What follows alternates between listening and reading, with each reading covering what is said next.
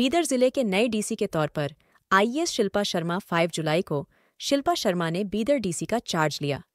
DC Govind Reddy ने बीदर जिला DC के तौर पर 2.5 साल काम करने के बाद अब उनका हुआ ट्रांसफर। अब बीदर जिले के डीसी बने आईएएस शिल्पा शर्मा ने अपना चार्ज लेते हुए कुछ बात कही।